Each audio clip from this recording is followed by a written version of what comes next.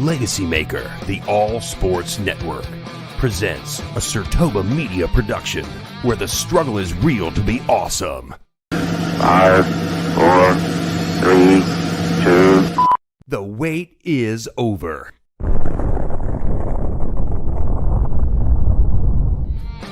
So you're giving it to Dale Earnhardt Jr. because he piggybacked off of his dad's name. The only difference was because there was a junior at the end and not a yes, yes, and okay. because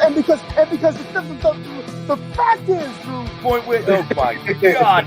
I had Miami Heat winning last night. I was upset too when they lost. This with you because of the fact of what you.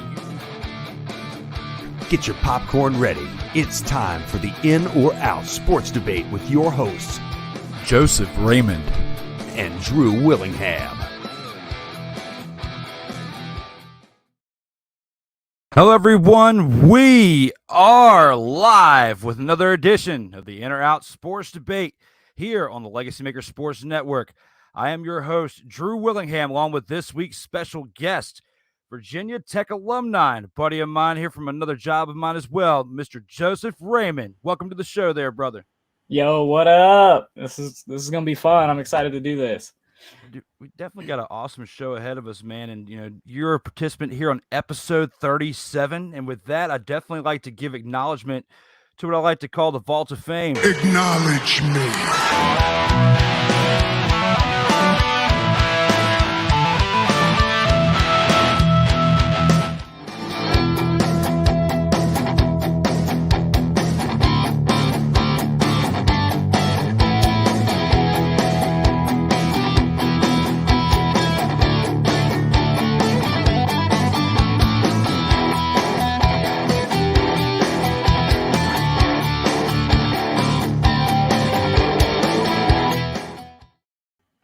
That right there is the vault through 36 episodes. Today we are at episode 37, which is the first of 2 episodes today for Double Debate Monday. This evening we have Wizel Hefe Wilfredo Otero of Real Wise TV coming here tonight at 7:30 p.m. Eastern here for episode 38. You can check out the In or Out Sports Debate on Facebook, Instagram, TikTok, Twitter, and Twitch on the handles listed below, as well as the audio platforms here on Apple and Google Podcast, Spotify, Amazon Prime, Anchor.fm, as well as download on iTunes as well. Again, we are here for episode 37. My man Joey Raymond is here. And with that, Joey, tell our viewers a little bit about yourself, a little bit about your background with your Virginia Tech shirt you got on there.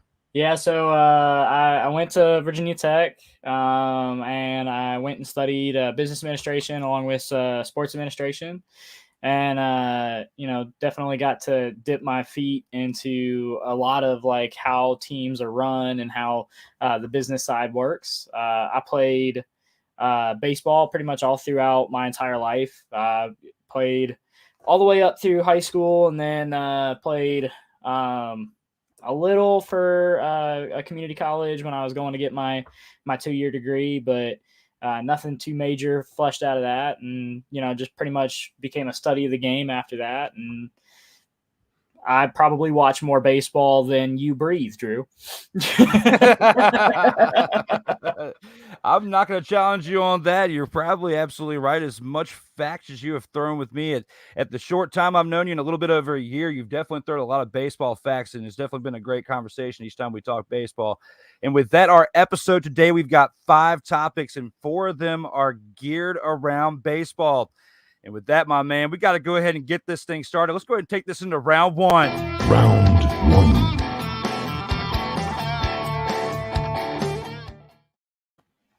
Team you know very well, Joey. Aaron Judge will surpass 60 home runs this season. And with that said, before we even give our take, let's check out this slight highlight reel of Aaron Judge and the home runs he's hit so far this season. High drive, right center, straw back, on the track, at the wall, see ya! A home run! Driven to right field and deep, there it goes, see ya! A bullet into the short porch. That one's drilled deep to left field. There it goes, a birthday bash for Aaron Judge. Drilled deep to left field. There it goes! See ya! A 3-run home run for Judge. Deep drive out to right. Olivares back at the track. A look up and a bounce off the top. And making the pitcher work. Aaron Judge drills this ball to center field, and there's no doubt about this one. Welcome back to... It's like he did right there, deep to right. Dozier going back, gone.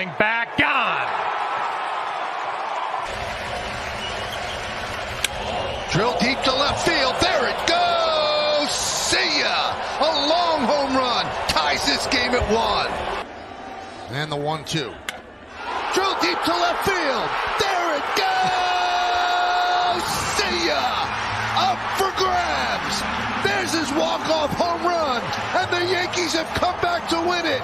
6-5. Oh man!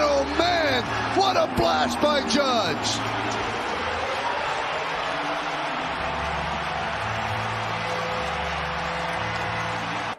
And Burr deals. Drill deep to left field. There it goes! See ya! A monster mash! High drive, right field. Garcia back. Track. Wall. See ya! Home run, Aaron Judge. Digit home runs after 35 games of the season. That one's driven deep to right center field. Mullins back. Track. Wall. See ya! A home run for Judge. That one's driven deep to center field. Going back, Mullins still back, looking up. See ya! A home run to dead central. Drill deep to left field. There it goes! See ya! Tie game. That one's driven deep to left center field. There it goes! See ya! Into the Oriole bullpen. 1-0 Yanks. High fly ball, deep left field, Hayes back, track, Wall, see ya, tie game. The 0-1. That one's drilled deep to left field, going back Diaz, looking up, see ya, a walk-off 3-run home run for Judge, and the Yankees win it. The Yankees go from no hit to no way is this happening again. A dramatic come from behind victory, and the Yankees split 4 with the Astros.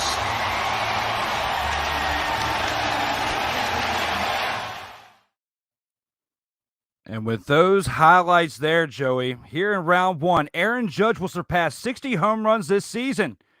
My man, are you in or are you out on this? Okay, so before my take, can we just acknowledge that Michael Kay is one of the best home run calls in all of baseball? Facts. I'm just saying, the classic "see ya" is just perfect, and I love it, and I can never get enough of it. Will Aaron Judge hit 60 home runs? There's no doubt in my mind. I am in there like swimwear.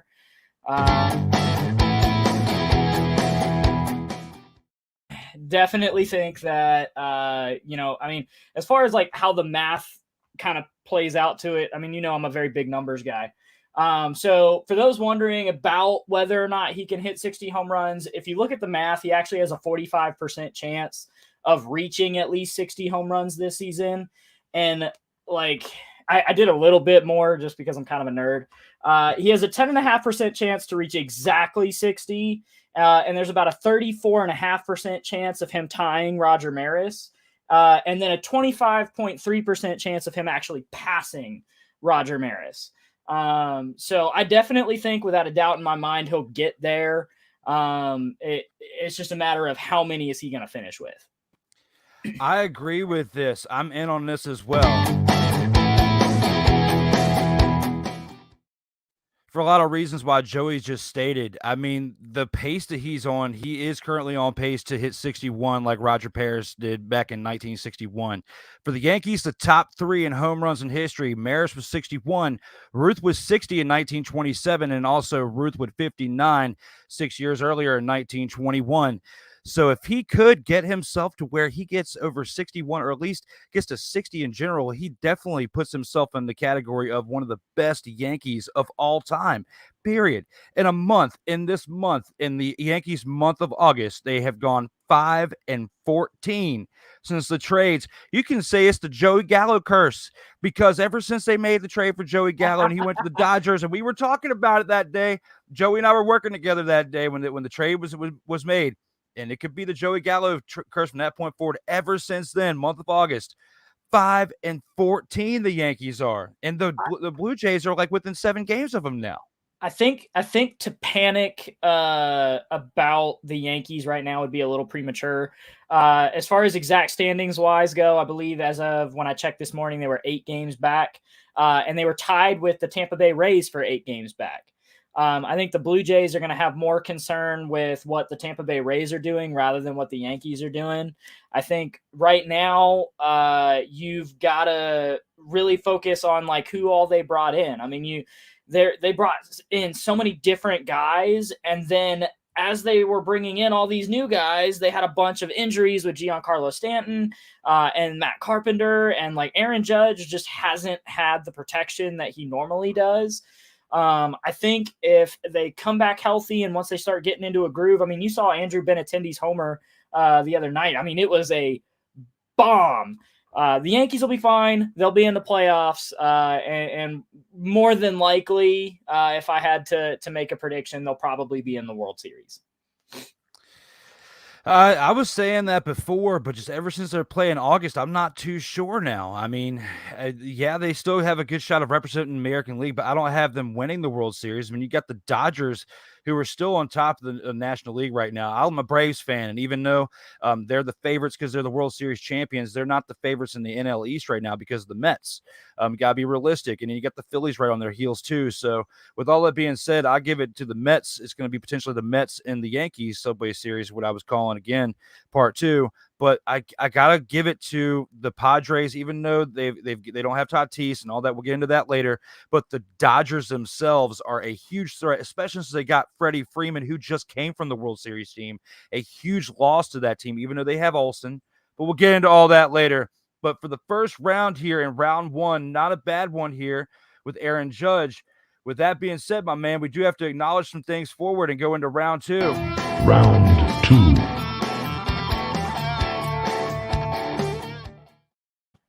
And here in round 2, the Chicago Cubs do not have a snowball's chance in hell of making this year's MLB postseason.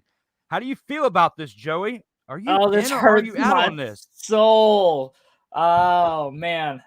So I'm a little biased because I am definitely a Cubs fan here, but it does hurt my soul. But I'm out. Like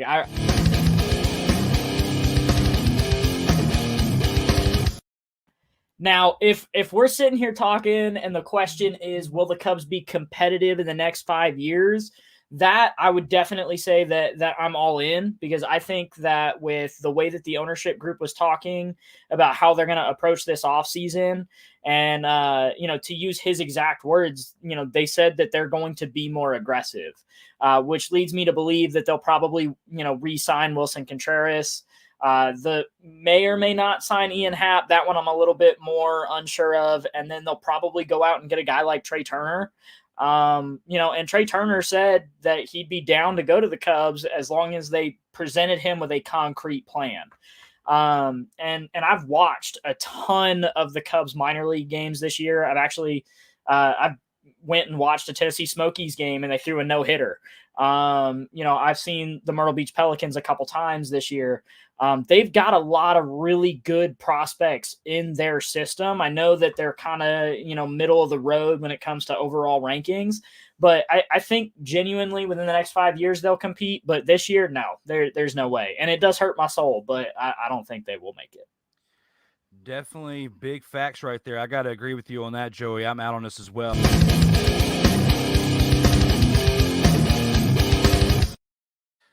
Tell you what, man, I do like the some of these players in these team, like Contreras on this roster, as well as Ian Happ in center field. I do like the I like Keegan Thompson as well, the pitcher, they've got on this team. You guys are 17 games out of first place right now behind the Cardinals and Brewers. So definitely, I don't see that happening. 52-68, 16 games back behind a 500 record. It's definitely been a tough season for the Cubbies here. With the wild card, though, you're a little bit closer. You do have a little bit of a shot, though, when you think about it. 13 games out of the wild card spot, but still, that's not much better when you put those all together. When it comes to the Cubs, man, the run that they were on a few years back, like 5 years ago, is when they last won the World Series. Tom, so much happens in a half a decade. It just seems like yesterday when they won, but in like a flash of a pan, like the team is completely different. I don't think they're as bad as they were, like I'd say, back in the 90s. Because they had that stretch in the 90s before Sosa and the PEDs and all that stuff in the early 2000s. They had that stretch where they were just god-awful, the worst team in Chicago, and also one of the worst teams in baseball, like kind of how Cleveland was before they got hot in the mid-90s. Then Chicago got hot in the early 2000s, kind of fizzled off a little bit until about half a decade ago when they got that World Series win and broke that curse. I was so glad to see that. Finally, the curses are broken. Even the the White Sox won with Chicago White Sox, and we've seen all the curses broken in our lifetime, dude. So that's as Can sports we just fans, thank Theo Epstein for a great World Series win? Got to give him credit on that, and all Red Sox fans would definitely love to hear that as well. You got to give him credit on that, but also with the Cubs, I mean, both teams, he changed both teams around between the Red Sox and the Cubs. So Theo Epstein, definitely Hall of Famer, GM, front office dude. So you definitely got to give him credit with that.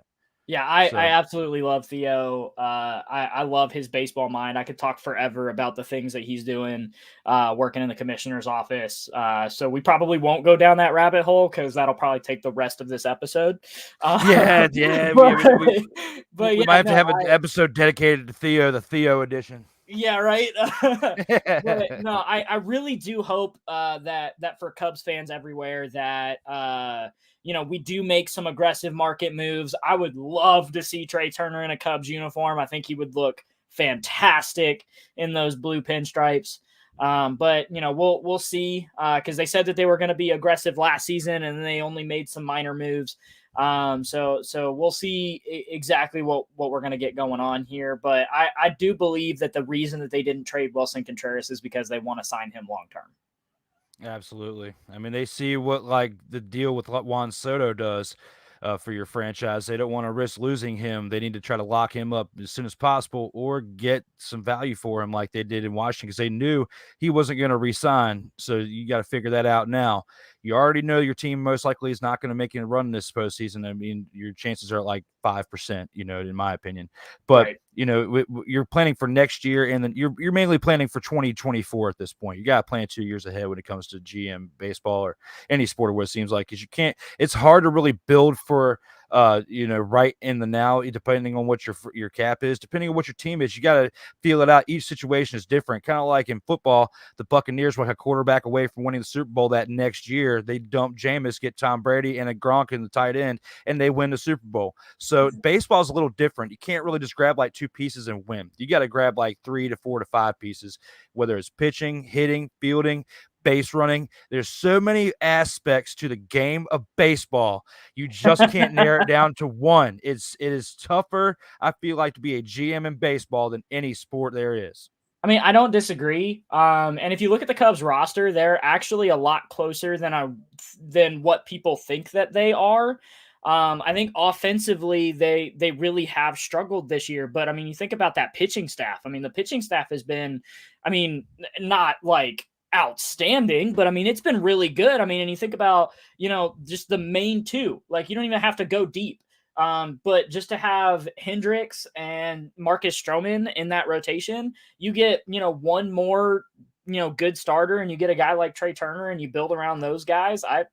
I genuinely think by 2024, I mean, we're talking Cubs are a World Series contender again. And again, I'm a little biased, but yeah, I mean, you are, but I feel like you're spitting out straight fact at the same time. So I'm not faulting you whatsoever for what you're saying. I got to give you praise on that. But with that, we do have another round to get into with round 3. Round 3.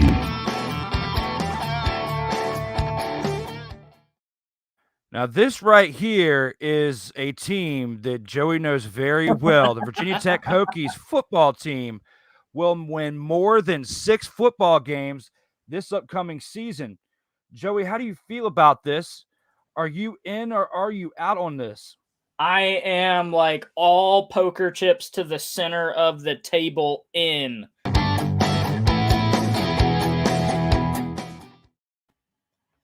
I think in large part, and you know, I adore this team and I watch them like hawks.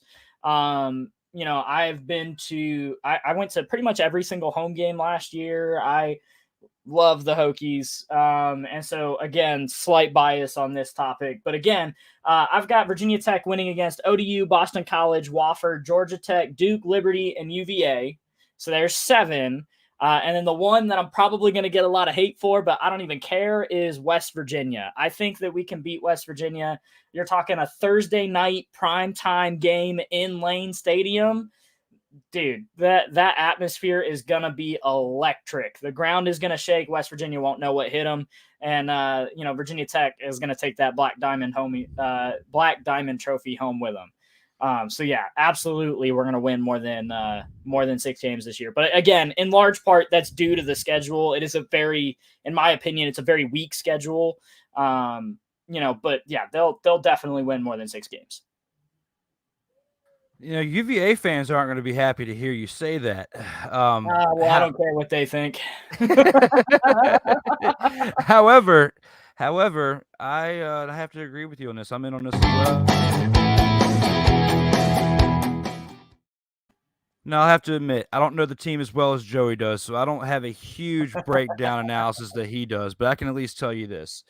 A huge motivator in this is that the fact that they were 6-7 last year. You know, you barely got 6-7. You barely got a 6-7 last year. So that's a motivating factor right there that you need to do better for one. And with that being a 6-7, nobody wants to go backwards. So of course that's going to be your motivator. You go against Old Dominion in your first game. That's definitely a game you should have. Boston College is going to be a tough one in their second game, but I feel like they could potentially start out undefeated in their first 4 games going, you know, after beating West Virginia in their 4th one.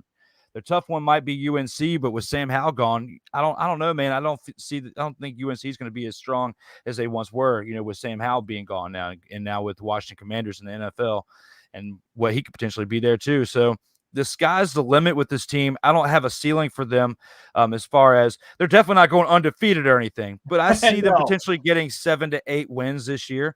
I don't see them going backwards because, I mean, that motivating factor of going 6-7 and just upsetting the fans, like people like yourself who are dedicated fans of this team, you know, I don't see them going backwards. They got to get 8 wins. Well, and you think about Brent Pry, his whole mentality is bringing back that like blue collar mentality of like, we're going to show up and we're going to work harder than you. And if we lose, it's because you outworked us, not because you outbeat us. And you know, I love that he went ahead and named Grant Wells the quarterback. I genuinely thought out of all the quarterbacks that we had on the roster, I felt like he was the best one.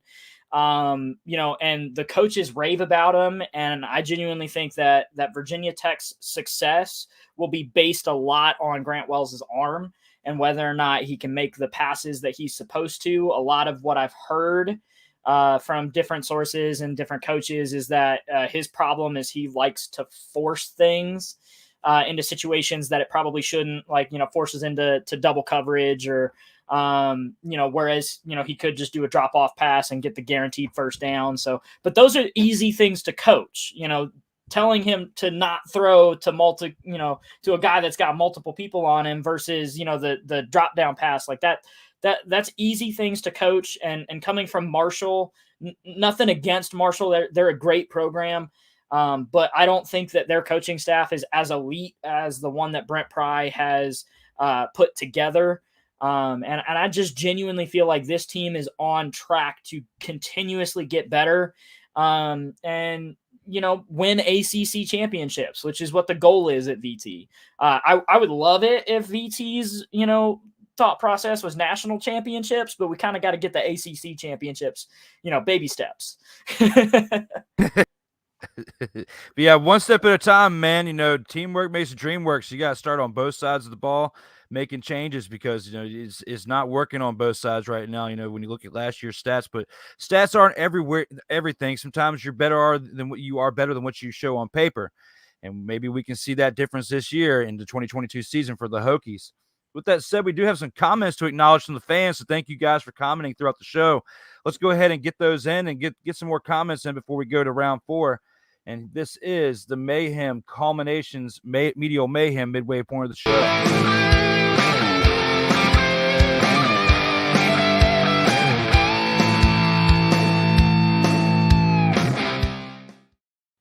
Here in the Medial Mayhem, we have some comments. Snowman in the Morning. Our boys there at Snowman in the Morning with Cole Johnson say, hey.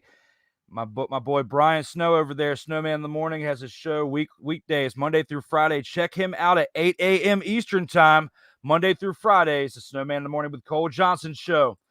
We also have Darrell Owens. Let's go. That is our program director of the LegacyMaker Sports Network. Thank you very much, sir, for being a super fan of my show. Thank you, my man.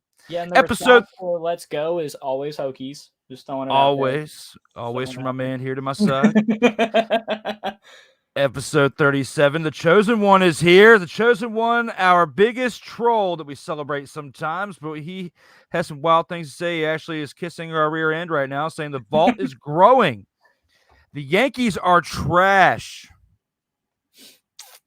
I mean, 5-14 in August, though. I mean, they may be trash right now, but those 27 championships speak for themselves.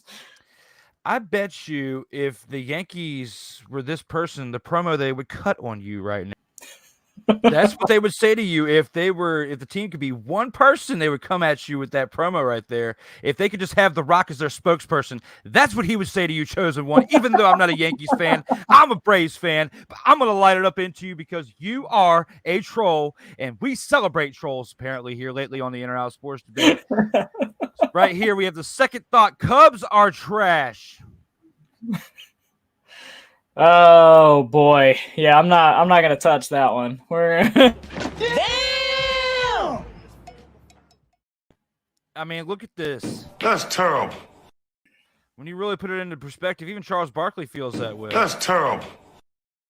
If you're already gonna be talking down on the Yankees like that, why are you gonna be talking down on the Cubs like that? I mean, the Cubs, we already know they're having a rough season. We already discussed this. You're pointing out the obvious.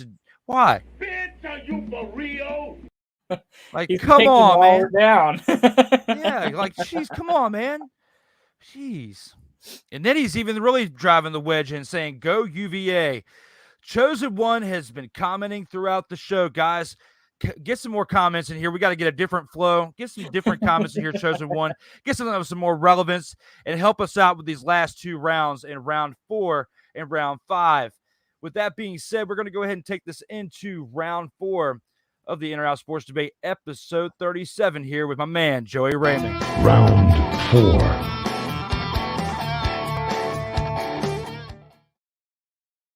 And here in round 4, this is what I like to call the By the Number segment. And with this segment in round 4, Steven Strasburg is the greatest to ever wear the number 37 in sports history of all athletes.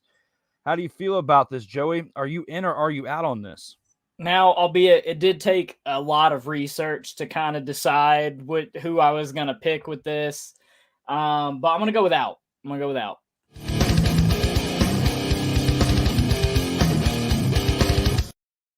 So I did stick kind of with the baseball theme of it because, after looking at it, like there's not a lot of people who wear the number 37.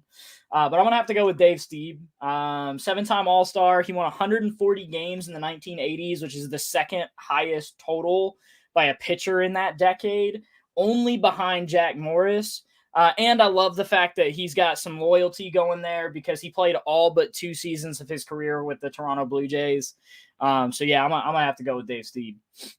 You stole the words right out of my mouth. I was actually going to be out on this, too, with the same person.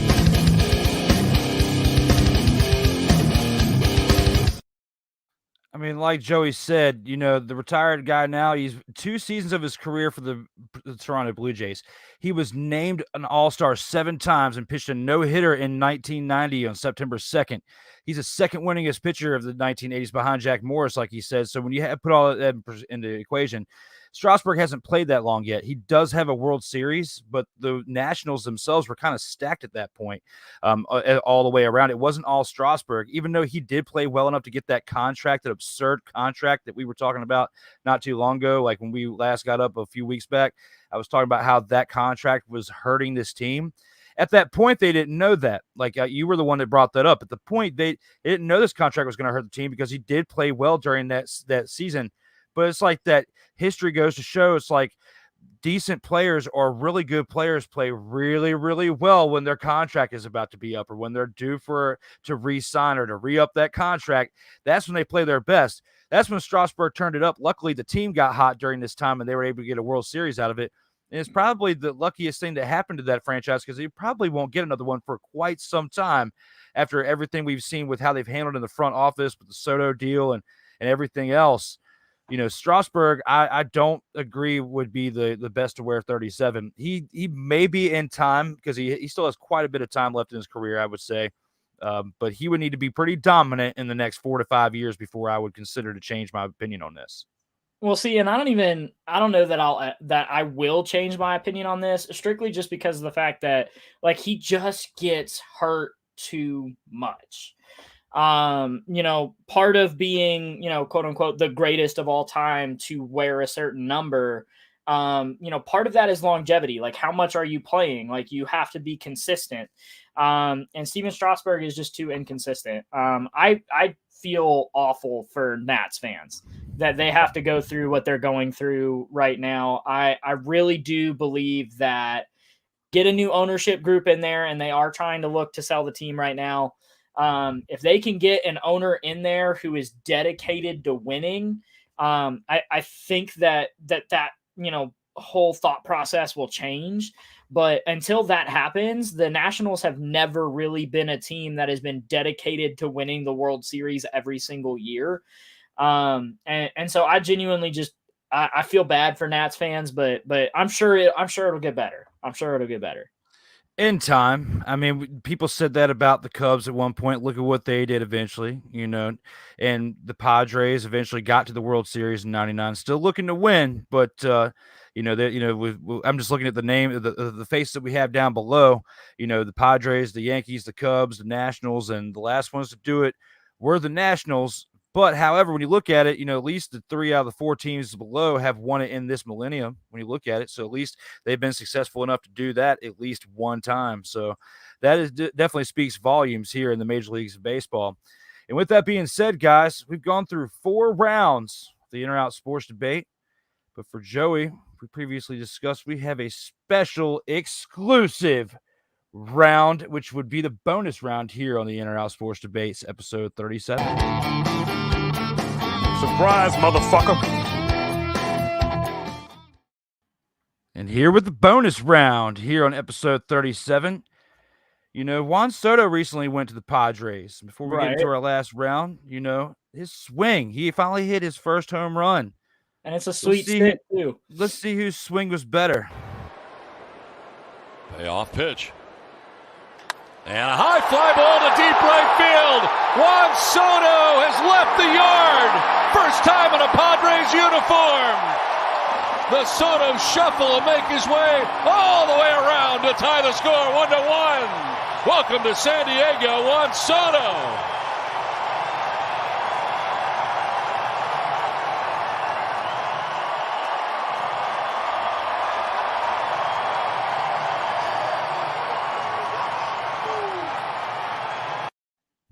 Or this.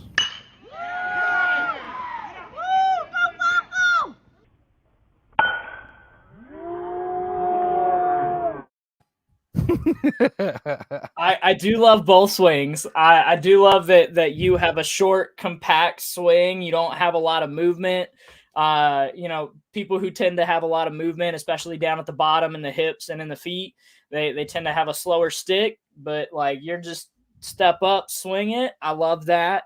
At 30s, in my mid 30s. I Did know. that last year at 34, man. I'm 35 now. And it's catching up. But that was at 34, man. Look at that, Juan Soto. It's a But my smooth bad, stick. I appreciate it. But yeah, no, I do have a soft spot for Juan Soto though. I was there when he hit his first major league homer. I was literally 6 seats down. Out of the two, I might have to go with Juan Soto. But you do have a smooth stick, bro. You do have a smooth stick. My man, no homo. That was yeah, my man. But with that, we had a nice little bonus round in there. No need for an in or out on that one, but we do have a final round to get into here on the In or Out Sports Debate. Final round.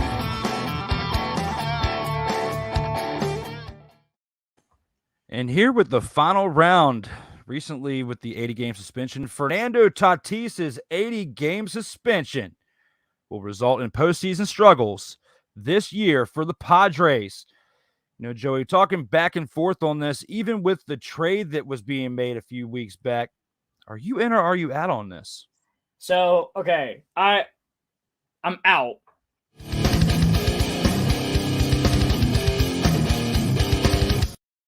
And here's the reason why. Because of the fact that you cannot blame anything that happens with how the Padres play, other than maybe the mentality of some of the players, on Fernando Tatis.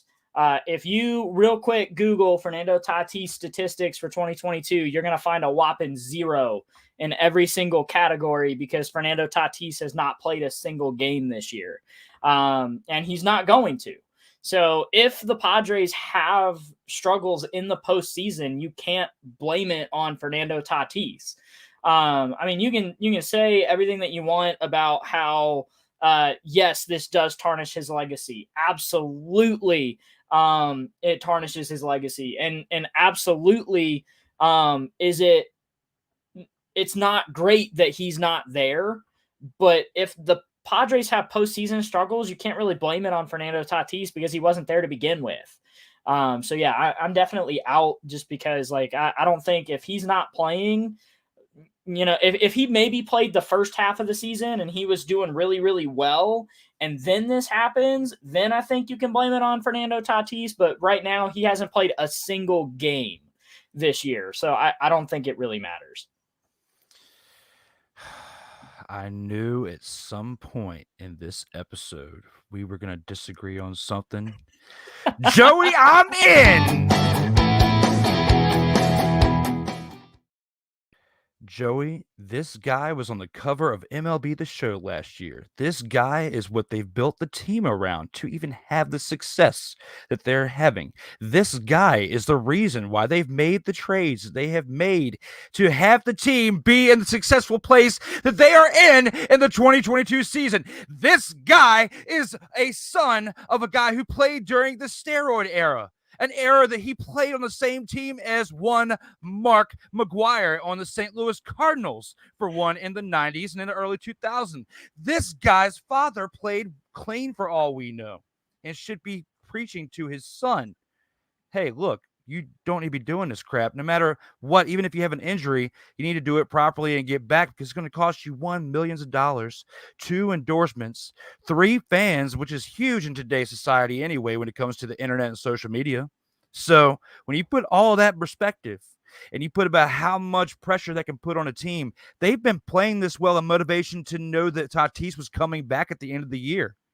Even though they have motivation now seeing what they can do without him, when it all falls apart, they're going to look back and say, we didn't have our shortstop. We didn't have our young leader out there that can play on both sides of the ball, whether it's in the field or at the plate. And they needed him to get on this run because he was on pace, had he healed properly, to come in towards the end of the season and be with them towards that postseason run. You and I were talking about that weeks ago. And then all of a sudden, boom, the news comes out. Well, that's why you were healing up a little bit faster there, buddy, because you were cheating. And then you wanted to blame it on a ringworm cream. No, you weren't using a ringworm cream. You were cheating, my man, and that was a weak excuse. Your dad should have taught you better, and you know he did. You just ignored it. So my whole thing is I slightly disagree with the fact that they built the team around Fernando Tatis. And this is going to sound weird, only because of the fact that they traded him. But in all reality, Eric Hosmer was there first. Eric Hosmer was the one who kind of changed it from a losing franchise to, hey, we need to start winning games. We need to start producing that winning mentality. And he was the voice in the clubhouse that really kind of led to getting a guy like Fernando Tatis and teaching him, hey, this is what it means to be a leader. And then having and going out and getting guys like Juan Soto and all these other players in an effort to win a World Series. Yes. And do I think that Fernando Tatis and the San Diego Padres are a better team with him in that lineup? I absolutely agree. But I mean, if you look at Hae-Sung Kim's slash line right now, like, I mean, he's hitting 247, like, which is not a great average. But if you look at his on base percentage, I mean, he's doing really well. His WAR is doing really well. I think, yes, they are a better player with Fernando Tatis, but I do think that they are still a really solid team without him. And I think that they can win a World Series without him. I don't think that this team necessarily makes or breaks the World Series off of Fernando Tatis. Not only that, but because of the fact that he was hurt, there's no guarantee that you're going to get the production that he normally has when he comes back. So to say that Fernando Tatis is the reason that the Padres will struggle in the postseason, like that, I just don't think that that's a right statement. I just don't think that is exactly the reason that the Padres are going to have struggles. If the Padres have struggles, it'll be because of other reasons on the field and or the drama off the field. But it's not going to be because of Fernando Tatis is not in the lineup. Well, man, it's August 22nd.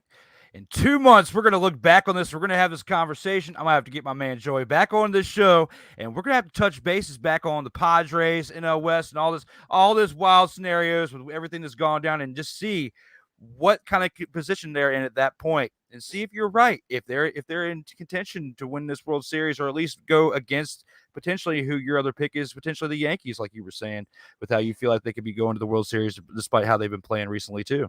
Well, and in the National League, in my opinion, the Mets and the Dodgers are way above the Padres anyways. I do love the Padres. I love the way that their roster is constructed. I love the way that the team plays. However, the Mets starting rotation, and as we all know, especially after watching the past, like even 5, 6, 7 World Series, like with the way that people are bringing starting pitchers out of the bullpens, like with Jacob deGrom and Max Scherzer alone, I mean, the rest of the rotation is fantastic, but just out of those two coming from the Mets, it's so hard for me to not see a Subway Series as the World Series. Like it's really hard for me to not see that happening. If it's not a Subway Series, because you got either the Yankees or the Astros, or you have the Mets and the Dodgers. Those are the 4 teams, in my opinion, who are just at an elite level that no one else is at right now. And if it's not one of those 4 teams in the playoffs, it's going to be because someone got really hot at the very end. Absolutely.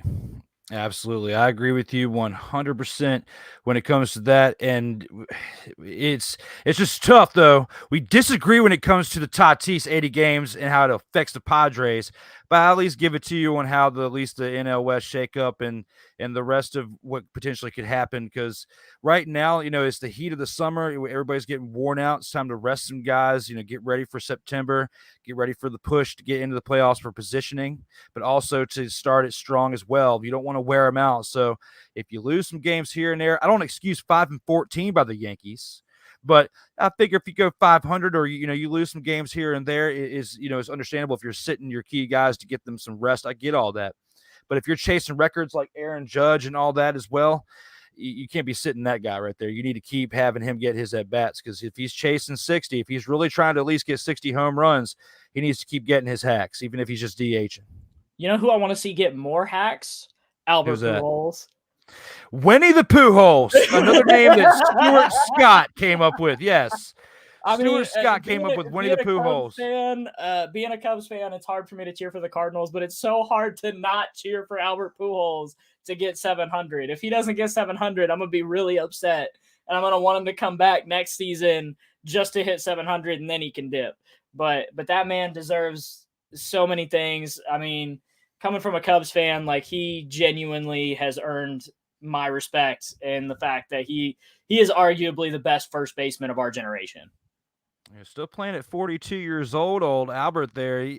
He has a pretty decent shot of getting 700, but he's only 5 home runs away from A-Rod of getting 696. So he's only 9 home runs away from getting to 700. But it's August, and you've pretty much got 4 weeks to get 9 home runs. So you need to average a little over 2 home runs a week. I'd say 3 home runs a week to be safe. And can old Albert do that every other day? When you think about it, 3 home runs a week, we average to be about every other day, in a week. So I don't know. I don't know if he can. I would never say give the man some extra juice, but make sure he's going to GNC, getting his legal stuff and taking his vitamins, his real stuff. Keep that conditioning going well, my man. Eat your Wheaties in the morning. Go for your walk at night. Whatever you got to do to add to your routine. Let's see that 700 happen. If not, you're so close. I feel like you have to come back as well as you've played this year for the Cardinals. Yeah, I mean, and then he could retire after he gets it. Like, I mean, he could come back. I think he'll finish the season out. Plus, the Cardinals have a good chance of making a postseason as well and doing something with that, whether it's this year or going on a run next year to make it out of the first or second round. So he might come back for one more, to help them with this rebuild mode they're on to get to 700 if he doesn't get it this year. I see him getting to 700 because he wants to be, A-Rob was the last one to get that high up there. And he didn't quite get to 700 because of all that, that noise back in the day. But he wants to actually get to 700 to kind of wipe away a little bit of what Alex Rodriguez's stain was on baseball, I feel like, for those who have hit that many home runs, because Pujols never tested dirty for PEDs. No, he's just had a long career, and he was very hot during the time with St. Louis. He got those 500 of those 700 with St. Louis previously before he went to I think he got 400 and some change of it. He got to 500 when he went to the Angels. But he still hit a good 400 and some with the Cardinals before he left, and his progression went way down once he went to the Angels because money and just the way this team was structured just made it to where structure and chemistry can affect a player's play because they got too much on their mind. When you're thinking too much about what your job is and you're thinking about what other people's jobs are, and that's probably what that case was because he wanted to be successful like he was in St. Louis, that can definitely affect your play too. So I feel like that's the case of what happened with Los Angeles. Had that not been the case, just imagine what he could have really done had he really been, in a successful position. Yeah, and I was watching an interview with Albert Pujols, and one of the things that he was talking about was when he went to Los Angeles, he was having a hard time keeping the bat up. You notice that when he's batting now, he kind of sets the bat down a little bit more on his shoulder. He looks a little bit more relaxed. Honestly, when I saw your swing, it kind of reminded me a little bit of that. Just because it looks a lot the same. I mean, he's definitely a little bit more crouched than you are, but when I watch Albert Pujols hit, it's just so smooth, and it's just barely, got rid of the kick step, just, now just a little toe tap and get in there, drop the bat head, and that ball flies. So pretty to watch. The Cardinals are going to be a sleeper team. Telling you. Just like with everything when it comes to baseball, it's all about timing. So when it comes to hitting and swinging the bat and everything, it's all about timing. So he's crouched over a little bit more because he's actually hitting off of 90+ mile an hour fastballs. I was hitting off of 70s, 80s, early 80s, nothing anywhere close to what he's dealing with. So he's got to get crouched over a little bit more for that timing.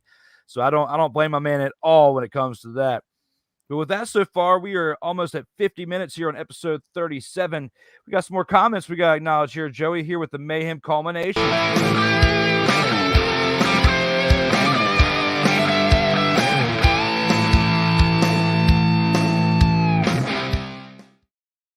And for those of you who are still watching out there, go ahead and get your comments in here right here at the very end of the show.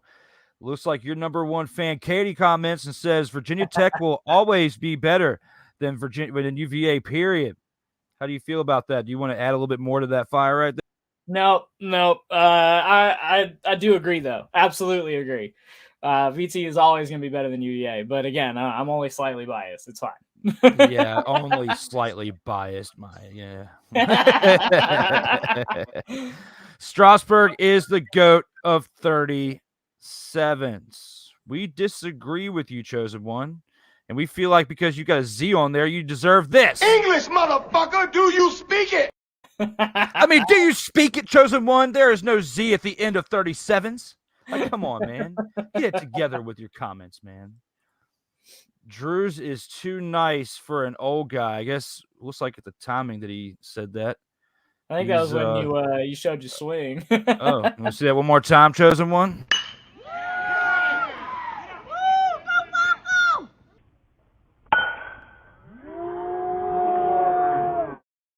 That is more than what you got, Chosen One. Let's see what you got. Bring it to the table there, Chosen One. Biggest troll of all time. Tatis cost them the World Series. Well, you agree with my take, but don't try to kiss ass now there, Chosen One. I just see what you're trying to do to Joey there, but no. You're not going to try to suck up now. Not at all. He may have not helped, but definitely not all on him. Okay, well, all right. So I guess she's talking about Tatis. Yeah, the time frame right there was talking about Tatis. So agreeing with what you were saying. Basically, right. Give me some backup on that. Yeah.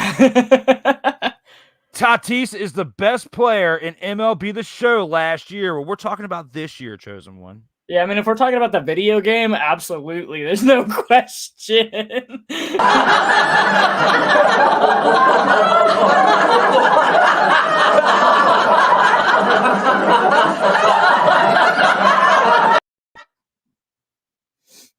Stay off the weed. And I say this because you're definitely a year behind, because you're saying last year. This is this year. It doesn't matter if he was the best in last year's video game there, Chosen One. And that's what I have to say about that with your comment, your final comment here in the Mayhem Culmination. It was definitely fun, even by the trolls in this episode, my man. We've gone through 5 rounds here on the In or Out Sports Debate. And before we get into the final word, we have one more thing to acknowledge. It is finally time. It is finally time that we acknowledge that my man Joey here has made it into the Vault of Fame. Acknowledge me.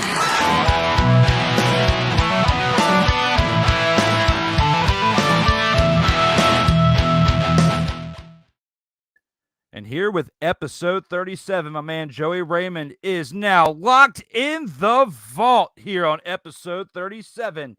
He joins the list that we previously showed at the beginning of the episode of the previous 36 episode contestants here with episode 37. Don't forget, up next this evening, episode 38 at 7:30 p.m. Eastern with Wilfredo Otero of Real Wise TV, as well as tomorrow's Double Debate Tuesday here on the In or Out Sports Debate with Hugh Scott at 5:30 p.m. Eastern, as well as Dwayne Allen of the Wrestling Realm as well. Episode 40 tomorrow at 8 p.m. Eastern here on the In or Out Sports Debate. But right now, we are still here with episode 37. And my man Joey Raymond, we have got one more thing left to go over, and that is the final word here on the In or Out Sports Debate.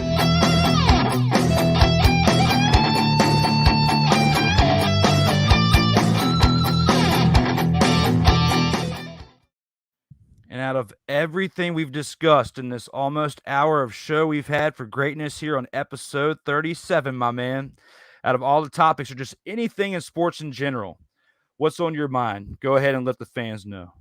I mean, honestly, like, I really enjoyed talking about pretty much everything that we did today. I will say for sure, my prediction for the World Series, hands down, is going to be a Subway Series. It's going to be Yankees Mets. I just think that the Mets pitching staff is too good to not be there. If they're not there, then it's more than likely the Dodgers. And then the only one that compares to the Yankees right now is the Astros. And I just don't think that they are going to be able to trump the sheer offensive firepower and the pitching that the Yankees have. But you know, at the end of the day, it'll be fun to kind of see how the playoffs pan out. You know, and I'm just excited for winter sports again. Like I'm excited for football. I'm excited for basketball again. I can't wait to make it back down to Lane Stadium and watch a game. I'm really excited to see what Brent Pry can do with this program.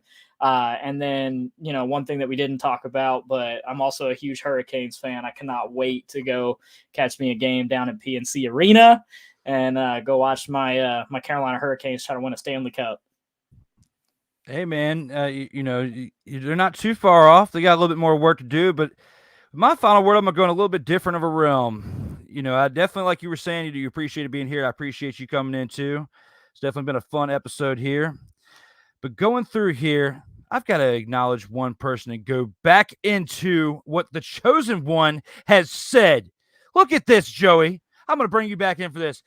He says he challenges you two in a tag team match with me and my bro, because he's been watching some of the episodes I've been doing on wrestling and has been trolling during those. So you know what? I got this for you. Chosen one. And The Rock is going to make it very simple. No convoluted plans. No twists, no turns, no plots. And it goes like this. Here's the WWF Tag Team title. Here's the door. Here's the ceiling. Here's the floor. Here's a man with no testicles. And here's The Rock. And here's the people's eyebrow. Here's the people's elbow. And here's The Rock's boot. Which means he's going to take it and whip both your candy all over Charlotte.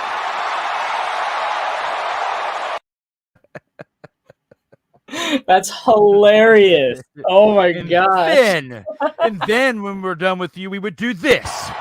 You see, The Rock is going to take his boot. Oh, no. Not the boot. And then The Rock is going to turn it horizontal or sideways, just the way you like it, or so The Rock has heard. Wait a minute.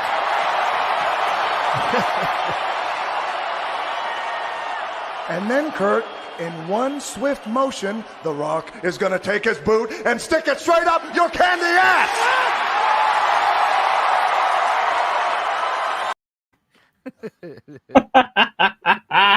And then a crowd of people will just do this, chosen one.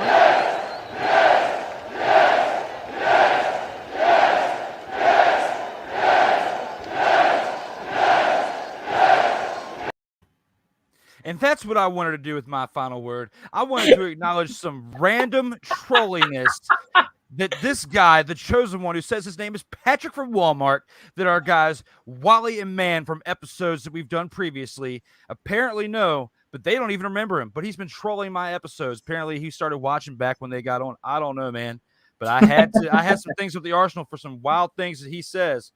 It was definitely a great time that we've had on this episode today, man. You definitely got here for us to discuss some baseball here on episode 37. It's definitely been a blast. There's only one thing left to do here on this episode, and that's look at one badass outro. Thank you guys for tuning in. Be safe out there in these streets.